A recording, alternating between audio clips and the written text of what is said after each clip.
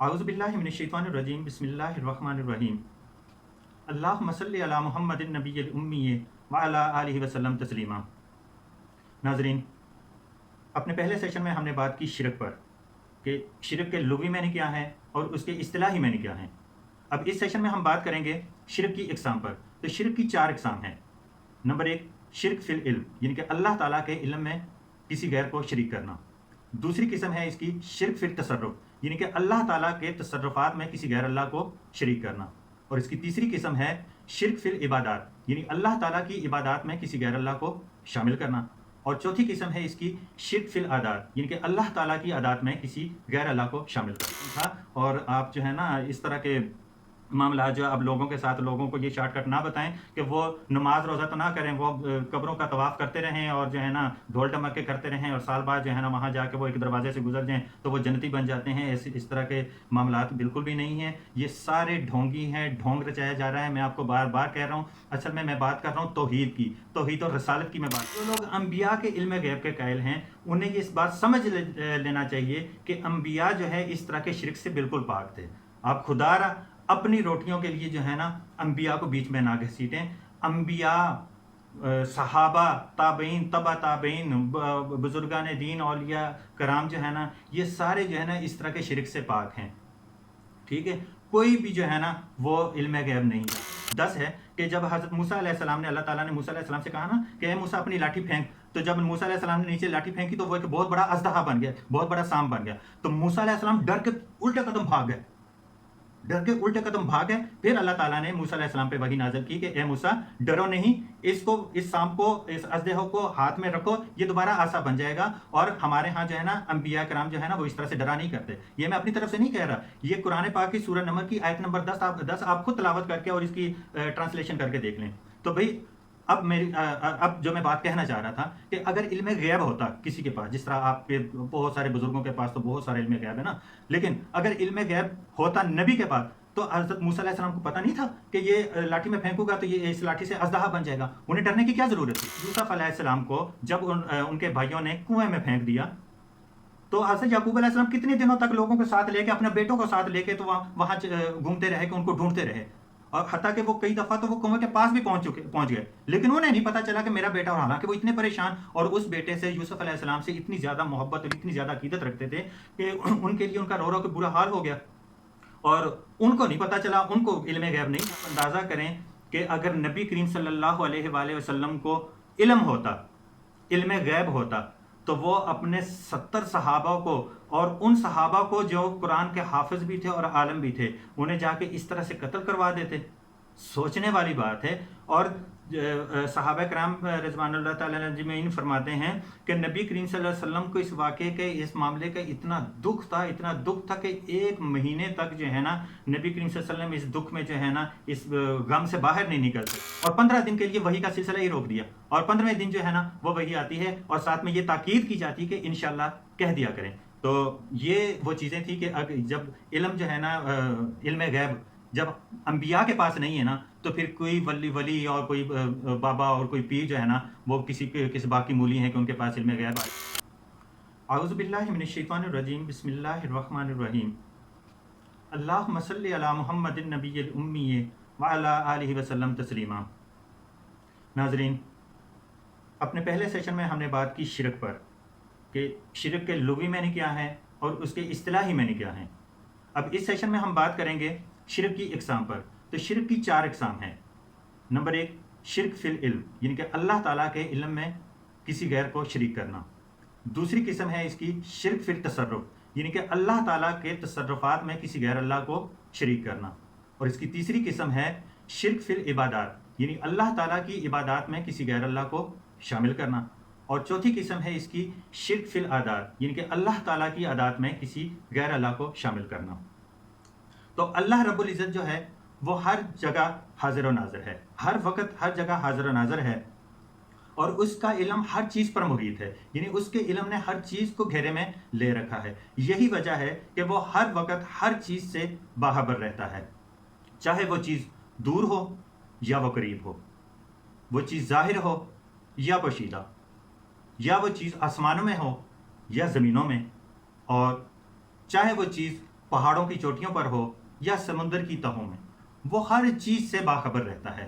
یہ اللہ تعالیٰ کی شان ہے۔ تو جو کوئی شخص اللہ تعالیٰ کے ساتھ یعنی کہ اس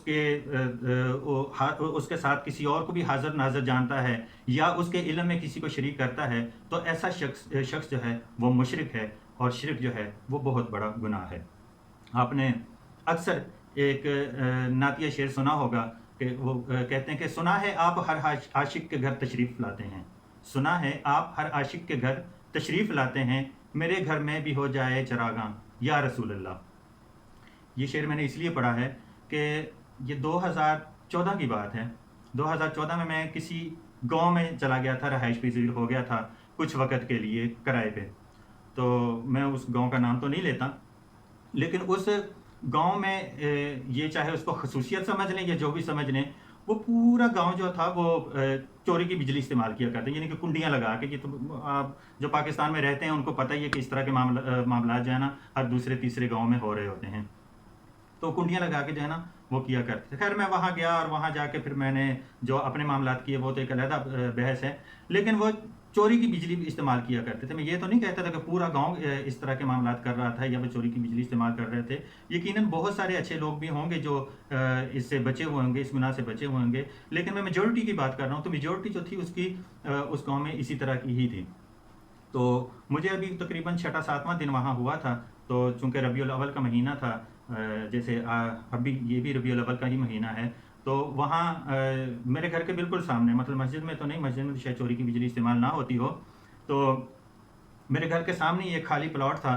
تو اس پلاٹ میں جو ہے نا وہ انہوں نے اس جلسے کا اہتمام کر رکھا تھا، اور وہ جو اس جلسے کے لیے جو چراغاں کیا گیا تھا، وہ چراغاں جو تھا وہ ساری کنڈیاں ڈال کے جو ہے نا بجلی کی تاروں پہ، تو اس سے جو ہے نا وہ بجلی استعمال کر رہے تھے۔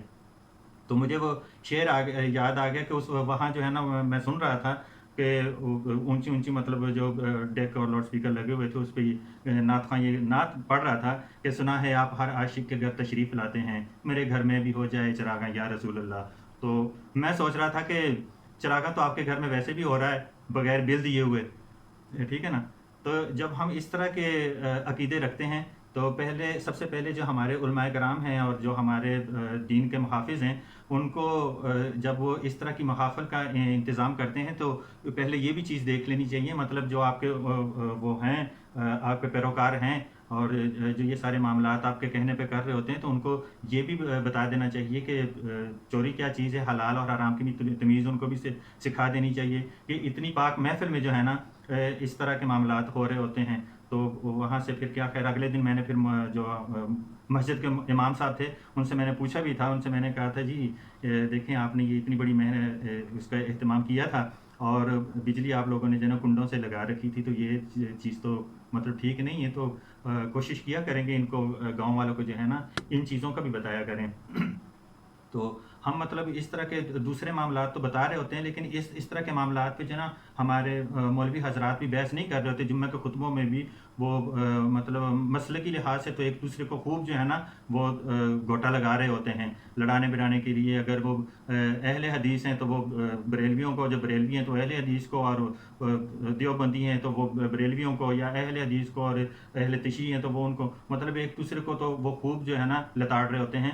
لیکن یہ جو معاملات ہیں، اس طرح کے معاملات جو ہیں جن کے ساتھ ہمارا گہرا تعلق ہوتا ہے، تو اس طرح کی چیزیں وہ ڈسکس نہیں کر رہے ہوتے ہیں۔ اور اس طرح کی چیزیں ڈسکس نہ کرنے کا ایک مقصد یہ بھی ہوتا ہے کہ کہیں لوگ جو ہے نا ان کے مخالف نہ ہو جائیں۔ تو بھئی جب دین کی بات ہو رہی ہوتی ہے اور نبی کریم صلی اللہ علیہ وسلم کی دین کی بات ہو رہی ہوتی ہے، تو اس میں تو دیکھیں مشکلات کا بھی سامنا کرنا پڑتا ہے۔ نبی کریم صلی اللہ علیہ وسلم کو کتنی مشکلات کا سامنا کرنا پڑا۔ طائف کے سفر میں جو ہے نا ان کے پاؤں جو ہے نا مطلب مبارک جو ہیں وہ لہو لہان ہو گئے، اور کس طرح کی اذیتیں ان کو برداشت کرنی پڑیں جس نبی کریم صلی اللہ علیہ وسلم کی آپ محافل منا رہے ہوتے ہیں۔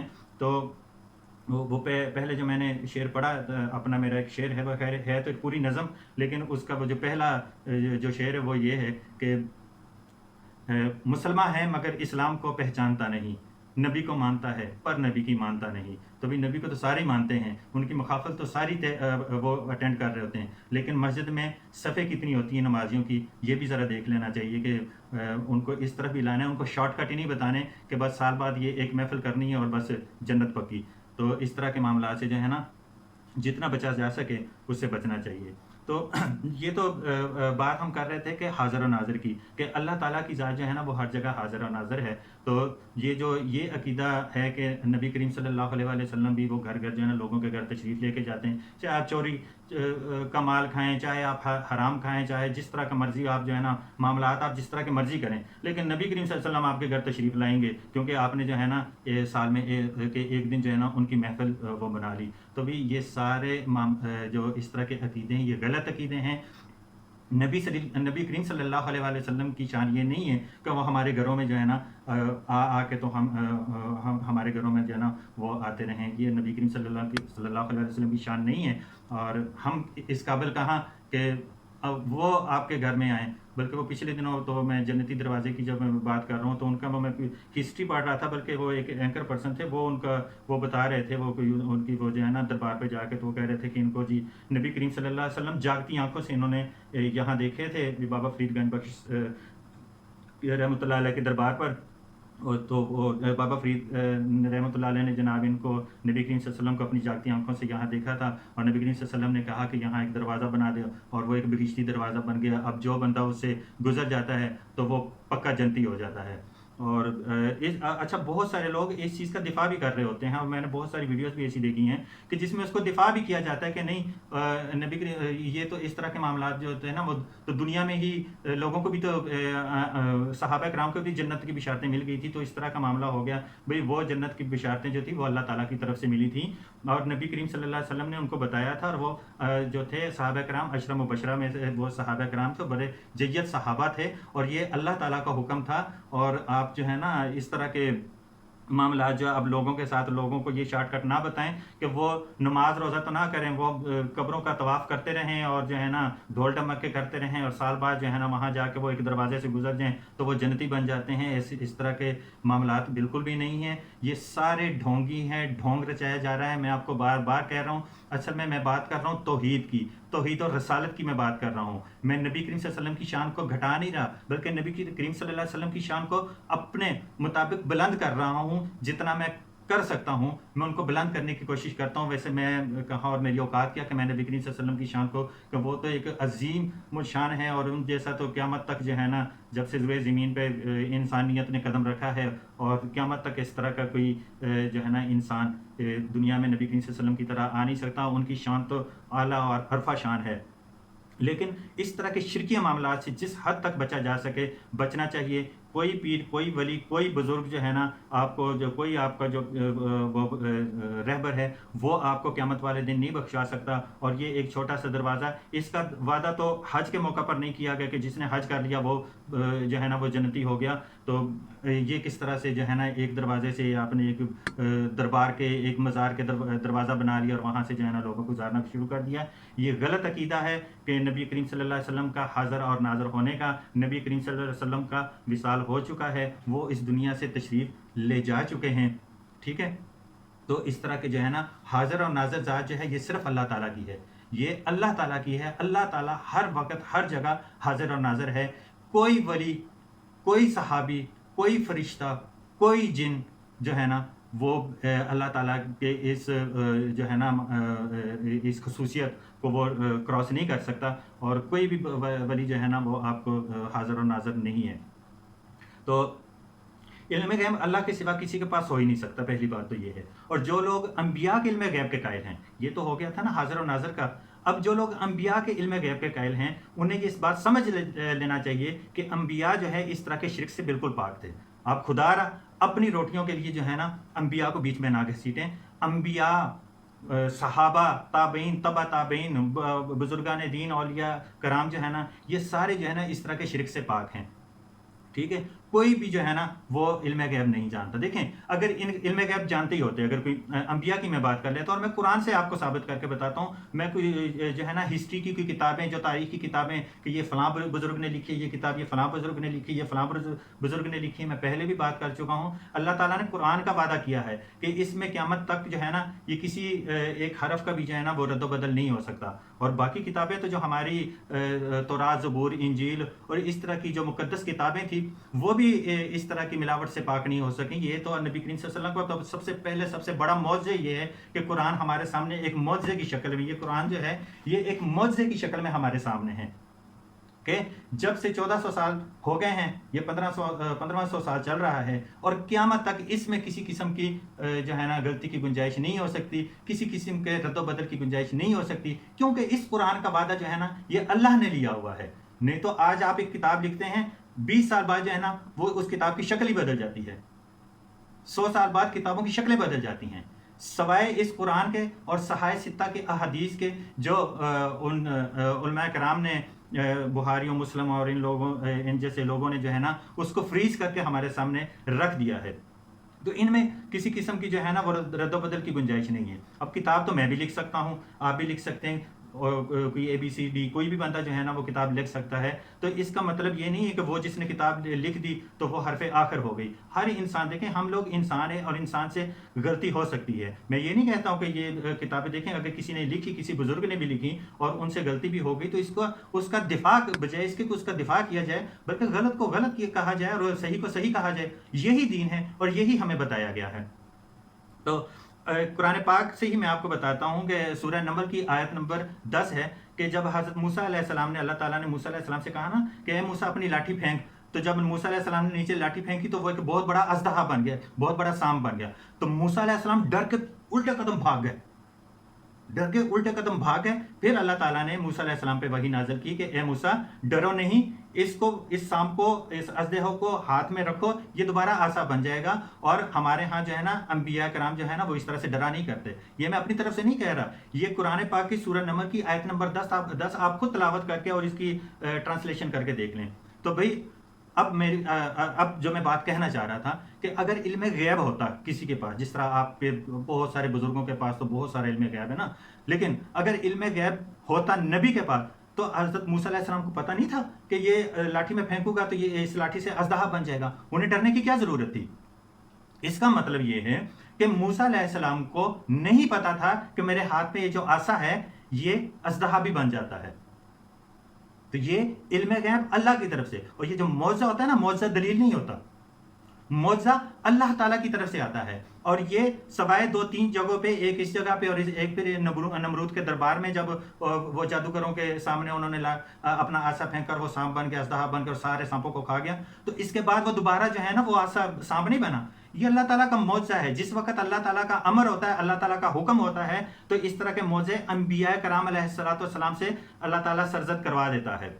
اور یہ بھی اللہ تعالیٰ کا ہی کام ہے، یہ کسی نبی کا کام نہیں ہے، کسی ولی کا کام نہیں ہے، کسی صحابی کا کام نہیں ہے. تو اگر میں نے بات کی کہ اگر حضرت موسیٰ علیہ السلام کو پتا ہوتا تو وہ کبھی اس سے ڈر کے بھاگ نہ جاتے. پھر اس کے بعد جب وہ دریا کراس کرنے لگے، اس سے فرعون کی فوج جب پیچھے لگی ہوئی تھی اور وہ دریا کے آگے سامنے دریا آ گیا تو وہ پریشان ہو گئے موسیٰ علیہ السلام کہ اب کیا کیا جائے اپنے حواریوں کے ساتھ، کہ اب تو آگے دریا ہے، پیچھے فوج ہے، اب کیا کیا جائے. تو اس وقت بھی اللہ تعالیٰ کی وحی آئی کہ اے موسیٰ اس عصا کو اس دریا پہ مارو تو راستہ بن جائے گا. جب انہوں نے مارا تو وہ راستہ بن گیا. تو یہ معجزہ ہے اور اس کا علم بھی نبی کو نہیں ہوتا، نبی کو وحی کے ذریعے بتایا جاتا ہے، اس کے بعد جو ہے نا اس سے وہ کام ہو جاتا ہے. تو جو لوگ یہ سمجھتے ہیں نا کہ ہمارے جو ولی جو ہیں وہ علم غیب جانتے ہیں اور انہیں غیب کا علم ہے، اور غیب کا علم تو جو ہے نا وہ کسی کے پاس نہیں ہے سوائے اللہ کے. نہ تو اللہ کے سوا کوئی حاضر اور ناظر ہے اور نہ اللہ کے سوا کوئی علم غیب جانتا ہے. اب دوسری جگہ آ جاتے ہیں سورہ یوسف میں. حضرت یوسف علیہ السلام کو جب ان کے بھائیوں نے کنویں میں پھینک دیا تو حضرت یعقوب علیہ السلام کتنے دنوں تک لوگوں کے ساتھ لے کے، اپنے بیٹوں کو ساتھ لے کے تو وہاں گھومتے رہے کہ ان کو ڈھونڈتے رہے. اور حتیٰ کہ وہ کئی دفعہ تو وہ کنویں کے پاس بھی پہنچ گئے، لیکن انہیں نہیں پتا چلا کہ میرا بیٹا. اور حالانکہ وہ اتنے پریشان اور اس بیٹے سے، یوسف علیہ السلام سے اتنی زیادہ محبت اور اتنی زیادہ عقیدت رکھتے تھے کہ ان کے لیے ان کا رو رو کے برا حال ہو گیا اور ان کو نہیں پتا چلا، ان کو علم غیب نہیں تھا. آج ہمیں جو ہے نا، ہمارے بزرگوں کو جو ہے نا وہ پتہ نہیں کب کا علم غیب ہو جاتا ہے، لیکن ان کو یہ علم غیب نہیں تھا. ان کو اللہ تعالیٰ نے نہیں بتایا تو ان کو نہیں پتا چلا. پھر جب وہ مصر چلے گئے، مصر میں جا کے وہ وہاں کے جو ہے نا وہ اتنے بڑے عہدے پر فائز ہو گئے اور حکمرانی ان کے پاس آ گئی، یہ سارے معاملات ہو گئے. اور حضرت یعقوب علیہ السلام وہ بھی نبی ہیں، وہ بھی نبی، بیٹا بھی نبی ہے، باپ بھی نبی ہے، لیکن وہ نہیں اللہ تعالیٰ نے علم غیب دیا. یہاں تک کہ رو رو کے ان کی آنکھیں اندھی ہوں گی، ان کی بینائی چلی گئی.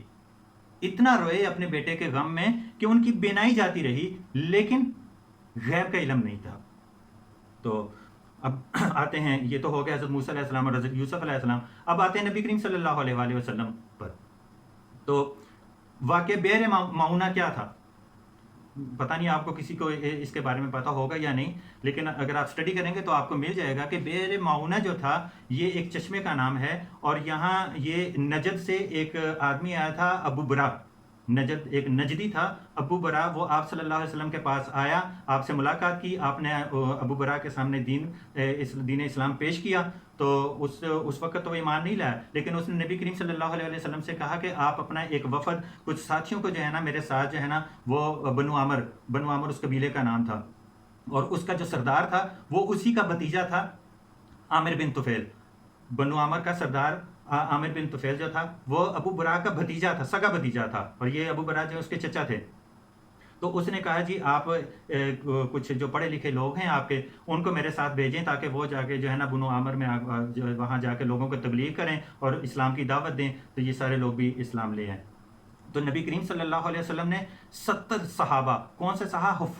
حفاظ کرام، جو کہ قرآن پاک کے حافظ بھی تھے اور عالم بھی تھے، 70 صحابہ کو وہاں بھیج دیا بنو عامر کی طرف۔ تو بئر معونہ پر انہوں نے سٹے کیا، وہاں پڑاؤ کیا، وہاں سے انہوں نے اپنا ایک بندہ، صحابہ کرام نے اپنا ایک بندہ جو ہے نا وہ سردار کے پاس بھیجا، عامر بن طفیل کے پاس بھیجا کہ یہ چٹھی نبی کریم صلی اللہ علیہ وسلم کی اسے دے کے بھیجا کہ یہ نبی کریم صلی اللہ علیہ وسلم کی چٹھی انہیں دے دیں، تو اس کے بعد وہ جس طرح کہتے ہیں وہ کر لیتے ہیں۔ تو اس ظالم شخص نے، عامر بن طفیل نے کیا کیا کہ چٹھی پڑھے بغیر، اس کو کھولے بغیر جو ہے نا اسے اسی جگہ پر قتل کر دیا صحابی کو، اور اپنے قبیلے کے لوگوں سے کہا کہ بئر معونہ چشمے کے قریب جو پڑاؤ ڈالا ہوا ہے جن لوگوں نے، ان لوگوں کو جا کے تخے دیکھ کر دیں، ان کو قتل کر دیں۔ انہوں نے جب قبیلے والوں کو پتہ چلا کہ یہ تو ابو برا کی امان میں ہیں یہ لوگ، انہوں نے ابو برا نے ان کی امان لی ہوئی ہے، تو انہوں نے انکار کر دیا۔ تو پھر یہ بئر معونہ جو تھا یہ بنو عامر اور بنو سلیم کے درمیان میں واقع تھا۔ انہوں نے بنو سلیم سے بھی یہ بات کی، تو بنو سلیم کے لوگ جو ہے نا وہ جو ہے وہ ہتھیاروں سے لیس وہ وہاں آ گئے، اور انہوں نے ایک ایک کر کے تمام صحابہ کو شہید کر دیا۔ صرف 2 صحابی باقی بچے تھے جو زخمی حالت میں تھے، اور ایک کو عامر بن طفیل نے یہ کہہ کر زندہ چھوڑ دیا تھا زخمی حالت میں کہ میری ماں نے ایک منت مانگی تھی کہ میں غلام آزاد کروں گی، لو میں نے تمہیں آزاد کر دیا۔ تو آپ اندازہ کریں کہ اگر نبی کریم صلی اللہ علیہ وآلہ وسلم کو علم ہوتا، علم غیب ہوتا، تو وہ اپنے 70 صحابہ کو، اور ان صحابہ کو جو قرآن کے حافظ بھی تھے اور عالم بھی تھے، انہیں جا کے اس طرح سے قتل کروا دیتے۔ سوچنے والی بات ہے۔ اور صحابہ کرام رضوان اللہ تعالیٰ علیہم اجمعین فرماتے ہیں کہ نبی کریم صلی اللہ علیہ وسلم کو اس واقعے کے، اس معاملے کا اتنا دکھ تھا کہ 1 مہینے تک جو ہے نا نبی کریم صلی اللہ علیہ وسلم اس دکھ میں جو ہے نا اس غم سے باہر نہیں نکل سکے، اور ہر نماز میں ان کے لیے جو ہے نا بد دعا کیا کرتے تھے، نمازیں پڑھ کے۔ تو اتنا بڑا دکھ تھا۔ تو اگر نبی کریم صلی اللہ علیہ وسلم کو علم غیب ہوتا تو یقیناً یہ والا معاملات کبھی بھی نہ پیش آتا۔ اس کے بعد ہم آتے ہیں واقعہ الکہف کی طرف۔ میں بہت زیادہ جو ہے نا الکہف کی بات کر رہا ہوتا ہوں، سورہ الکہف کی، کیونکہ اس کی میں اس لیے بھی بات کر رہا ہوتا ہوں کیونکہ اس پہ میں نے ایک پورا ناول لکھا ہوا ہے۔ ابھی ہے وہ پبلش تو نہیں ہوا، لیکن اس پہ میں نے ایک پورا ناول لکھا ہوا ہے ایک ٹائم ٹریول پہ۔ تو الکہف کیا معاملہ تھا کہ یہ سورہ کس طرح نازل ہوئی؟ تو یہ سورہ مبارکہ کا شان نزول یہ تھا کہ نبی کریم صلی اللہ علیہ وسلم کے جو کفار مکہ تھے نا، وہ انہوں نے مدینے کے جو یہودی تھے ان کے پاس گئے اور ان سے کہا کہ ہمیں کوئی ایسی، کیونکہ آپ کتاب اللہ کے علم جانتے ہیں، آپ کے پاس اللہ کی کتاب ہے، تو آپ ہمیں کوئی ایسی باتیں بتائیں کہ جو ہم نبی کریم صلی اللہ علیہ وسلم سے پوچھیں اور ان کو اس چیز کا پتہ نہ ہو، تو تاکہ ہمیں پتہ چل جائے کہ وہ نبی ہیں بھی یا نہیں۔ تو انہوں نے کہا کہ بھئی ٹھیک ہے، ہم آپ کو بتا دیتے ہیں، آپ جا کے ان سے نبی کریم صلی اللہ علیہ وسلم سے یہ پوچھیے گا، پہلی بات یہ پوچھیے گا کہ ان لوگوں کا کیا ہوا جو غار میں چلے گئے تھے، ان لوگوں کا کیا ہوا جو غار میں چلے گئے تھے، ایک۔ اور دوسرا ان سے یہ سوال کیجئے گا کہ اس آدمی کے متعلق آپ کیا جانتے ہیں کہ جس نے مشرق اور مغرب کا سفر کیا تھا، یعنی کہ پوری روئے زمین کا جس نے سفر کیا تھا۔ اور تیسرا سوال انہوں نے کہا تھا کہ روح کے بارے میں ان سے پوچھنا۔ تو خیر یہ معاملہ تو خیر بہت بڑا ہے، لیکن میں جو میں بات بتانا چاہتا ہوں آپ کو وہ یہ ہے کہ جب وہ کفار مکہ نبی کریم صلی اللہ علیہ وسلم کے پاس آئے اور ان سے یہ 3 سوال کیے، تو نبی کریم صلی اللہ علیہ وسلم نے سوال سننے کے بعد کہا کہ اچھا میں کل آپ کو اس کا جواب دوں گا، میں कल आपको इसका जवाब दूंगा। अब कल आई चली गई, परसों आई चली गई, तरसों आई चली गई, ये नहीं कि नबी करीम सल्लल्लाहु अलैहि वसल्लम पे वही नहीं आ रही। अब नबी करीम सल्लल्लाहु अलैहि वसल्लम के पास तो गैब का इल्म है नहीं। उन्होंने तो मतलब ये पूरे मक्के वाले जानते थे कि नबी करीम सल्लल्लाहु अलैहि वसल्लम ने जो है ना वो पढ़े लिखे नहीं है, किसी इंसान से पढ़े लिखे नहीं। कुछ लोग जो कहते थे ना कि नबी करीम सल्लल्लाहु अलैहि वसल्लम अनपढ़ थे। नबी करीम सल्लल्लाहु अलैहि वसल्लम जैसा आलम और फाजिल तो पूरी जिंदगी क़यामत तक कोई मां नहीं जान सकती। किसी इंसान से, दुनिया के किसी इंसान से वो पढ़े लिखे नहीं थे।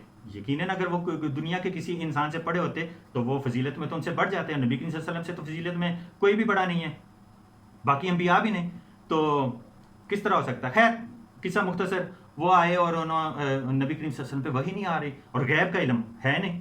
अब गैब का इल्म क्या, नबी करीम सल्लल्लाहु अलैहि वसल्लम तो जो भी बात बताया करते थे, नबी करीम सल्लल्लाहु अलैहि वसल्लम की ज़बान से तो अल्लाह ताला बोला करते थे ना, गुफ्तगू फरमाया करते थे, वो तो अपनी ज़बान से कुछ भी नहीं बोलते थे।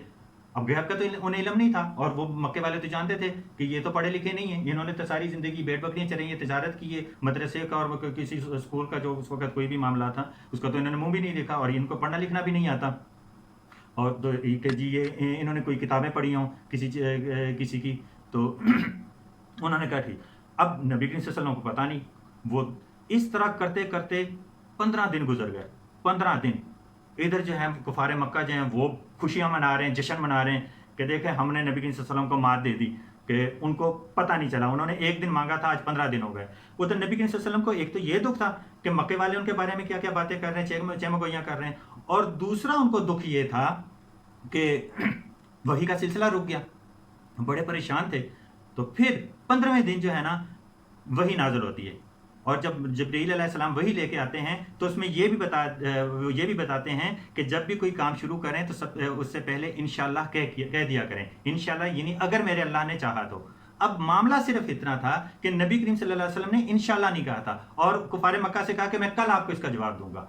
अब ये बात अल्लाह ताला को पसंद नहीं आई, और 15 दिन के लिए वही का सिलसिला ही रोक दिया, और 15वें दिन जो है ना वो वही आती है, और साथ में ये ताकीद की जाती है कि इंशाअल्लाह कह दिया करें। तो ये वो चीज़ें थी कि जब इल्म जो है ना इल्म गैब जब अंबिया के पास नहीं है ना, तो फिर कोई वली और कोई बाबा और कोई पीर जो है ना वो किस बाकी मूली हैं कि उनके पास इल्म गैब आ जाएं और उन्हें जो है ना दूर दूर की बातों का पता चल जाए, और वो कब्रों में पड़े और उनको पता चल जाए कि वो क्या मामलात होने वाले हैं। खैर इल्म गैब के बारे में बुज़ुर्गों से जितनी भी चीज़ें वाबस्ता की हुई हैं वो यहाँ इस वक्त डिस्कस करने की ज़रूरत नहीं है, क्योंकि वीडियो बहुत तवील हो जाएगी। वो तो आप खुद भी पढ़ेंगे और वीडियोज़ देखेंगे तो आपको पता चल जाएगा कि किस तरह के खराफात और किस तरह की चीज़ें जो है ना वो बुज़ुर्गों के साथ मनसूख कर दी कि उनको इस चीज़ का भी इल्म है, उनको इस चीज़ का भी इल्म था, किस चीज़ का भी इल्म था। जबकि मैंने ये कुरान और सुन्नत से आपको जो है ना ये चीज़ साबित कर दी कि इल्म गैब अल्लाह के सिवा किसी के पास नहीं, हाज़िर और नाज़िर अल्लाह के सिवा कोई और नहीं है। अंबिया पे जो इल्म गैब जो मौजज़ात होते हैं और उनको जो गैब का इल्म दिया जाता है वो अल्लाह के ज़रिए दिया जाता है। अल्लाह ताला चूँकि अंबिया मैसेंजर होते हैं ना, मैसेंजर होते हैं, रसूल होते हैं, पैगंबर होते हैं, पैगाम पहुंचाने वाले होते हैं, अल्लाह ताला का पैगाम लोगों तक पहुंचाने वाले होते हैं, तो उनसे इस तरह की चीज़ें सरजद करवा देते हैं अल्लाह ताला। ठीक, इसके बाद करामात भी होती हैं, लेकिन वो इस हद तक नहीं होती, और उसका कोई ऐसा जो है ना अल्लाह ताला ने कोई वादा भी नहीं किया। तो जितना हो सके शिरक से बचने की कोशिश करें। वाखिर दावाना अनिल हम्दुलिल्लाहि रब्बिल आलमीन।